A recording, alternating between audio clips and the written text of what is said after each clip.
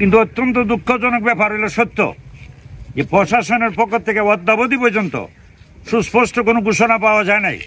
কে সেই হত্যাকারী দল, কে সেই সন্ত্রাসী, তাদের পরিচয় কি? সম্মানিত এলাকাবাসী এবং মাধবপুর চুনারঘাট নির্বাচনী এলাকার যারা আমরা সাধারণ আপামর জনগণ আছি, সবাইকে আমি আজকে দুঃখের বারাকান্তরিত এই কথা বলতে চাই।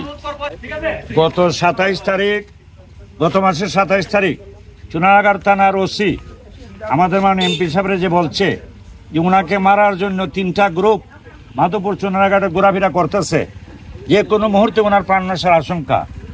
এই কথা জানার পর মাননীয় এমপি উনি ঢাকা গেল। ঢাকা গিয়ে উনি শেরে বাংলা নগরে উনি সাধারণ ডায়েরি করলো। আজকে প্রায় 1 সপ্তাহ গত হয়ে যেতেছে।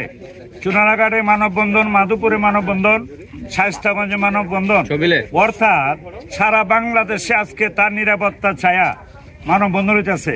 কিন্তু অত্যন্ত দুঃখজনক ব্যাপার হলো সত্য যে প্রশাসনের পক্ষ থেকে অদ্যাবধি পর্যন্ত সুস্পষ্ট কোনো ঘোষণা পাওয়া যায় নাই। কে সেই হত্যাকারী দল, কে সেই সন্ত্রাসী, তাদের পরিচয় কি? এই ব্যাপারে জনগণ জানতে চায়, এলাকাবাসী জানতে চায়। আমরা মাধবপুর উপজেলার সুরমা চা বাগানের চা শ্রমিক, আমার মা বোন সহ এখানে যারা আছে নেতৃবৃন্দ, সবাই আজকে এই মানববন্ধনের আয়োজন করছে। তাদের সকলের দাবি যে ব্যারিস্টার সুমনের নিরাপত্তা দিতে হবে। কারণ ব্যারিস্টার সুমন সাধারণ জনগণের কথা বলে। ব্যারিস্টার সুমন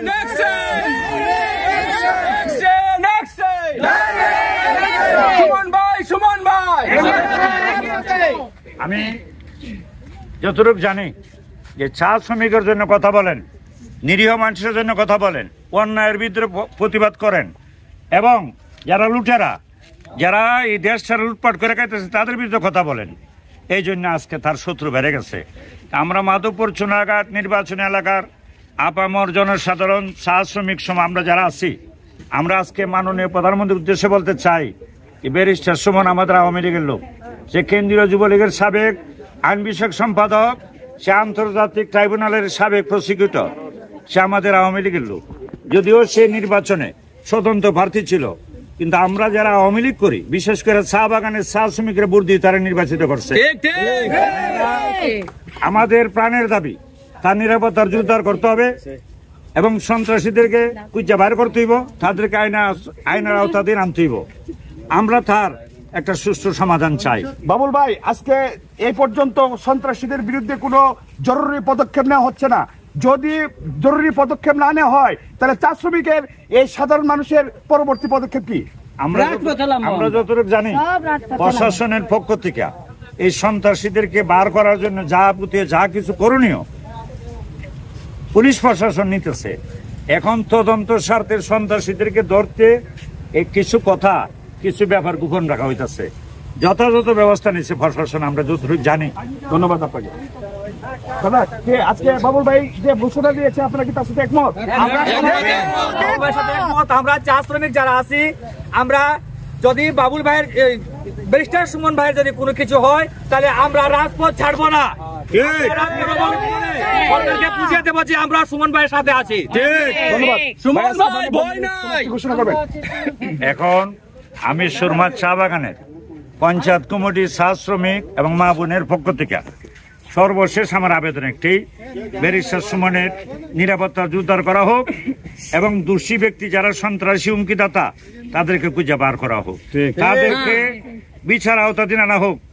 আর আলটিমেটাম চা শ্রমিকের আমাদের নেতৃবৃন্দ যে আলটিমেটাম দিচ্ছে শুনছেন আপনারা, এই ব্যাপারে যদি কোনো কিছু একটা হয় তাহলে আমাদের চুনারঘাট মাধবপুর নির্বাচন এলাকায় ছোট বড় 24টা চা বাগান আছে, প্রায় 1.5 লক্ষ চা শ্রমিক, প্রয়োজনে চা বাগান বন্ধ করে দেওয়া হবে।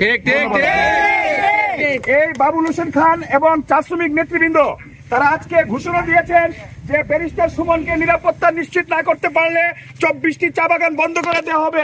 আমি আরেকজন শ্রমিকের সাথে ধন্যবাদ সুরমা চা বাগান কমিটি এবং মা বোনদেরকে ব্যারিস্টার সুমনের প্রাণনাশের হুমকিতে সুরমা চা বাগানের আজকে মানববন্ধন অনুষ্ঠিত হয়েছে।